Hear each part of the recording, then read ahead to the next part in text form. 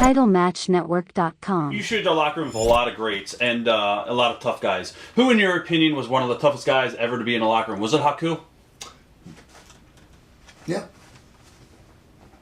I think probably just about, probably just about as tough as anybody I ever knew. And by the way, one of the sweetest guys too. I love his wife. I love his daughter. He's got a daughter that's got a young baby, and I see them at WrestleMania, and I get to see Haku. I love him, man. He's Tonga Fafita. Right. Tonga Fafita, and but not in him at all to be mean to nobody. Just as sweet as he can be. But those Island brothers are tough. Another one that was tough was Barbarian. Barb was tough if he wanted to be. And there's a lot of guys that were in the ring that that you see a lot of tough. And then the old guys when you start talking about tough guys. But see, here's what you got to realize: when you're in that WWF locker room, Blackjack Mulligan had been gone for a while, and he came back to the Meadowlands one night, and he was in there with us, and we were all back in the dressing room, and he says, "I've never seen nothing like this in my life.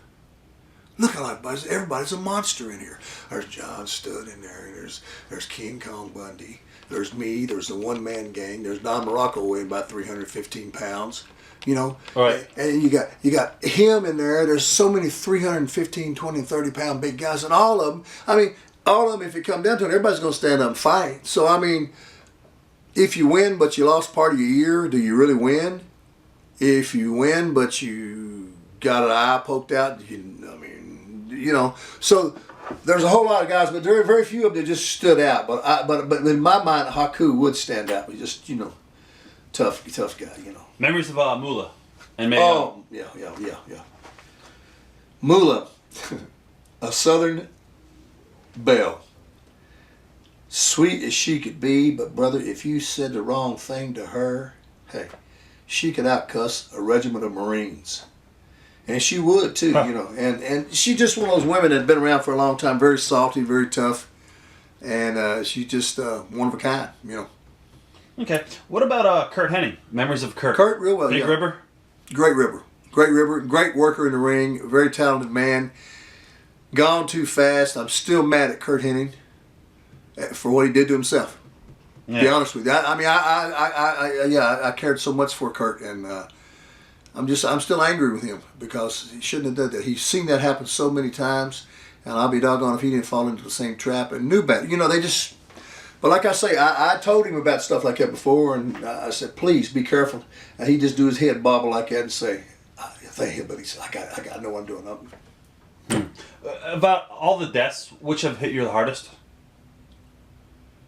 Kurt's hit me pretty hard. It really did, because he was young, and it really hurt me.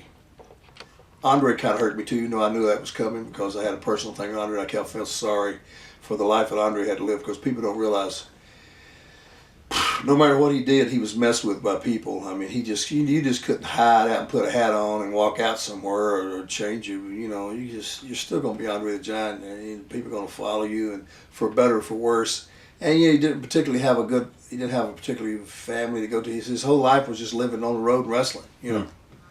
Right. So that kind of caught me for the sadness of it. But I think Perfect's was just too much. Right.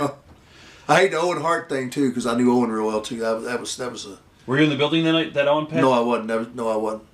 I was doing home video sales at that time. I did go to the funeral though, up in Calgary, and it was very sad.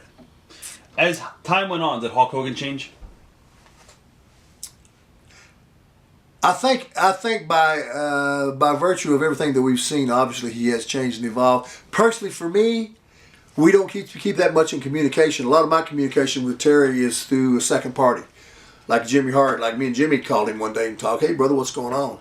And I talked to him a little bit. I said, I ain't talked to you. I said, man, I'd like to see you more. I said, I don't get down to Florida much, or I'm not out too much. And how you doing? Call me sometime, But he's sweet to me, but he's not gonna hang out with a guy like me. Right. Because I don't want to do that shit, I ain't going to get out and party and that crazy. Hey, man, it ain't my cup of tea, TitleMatchNetwork.com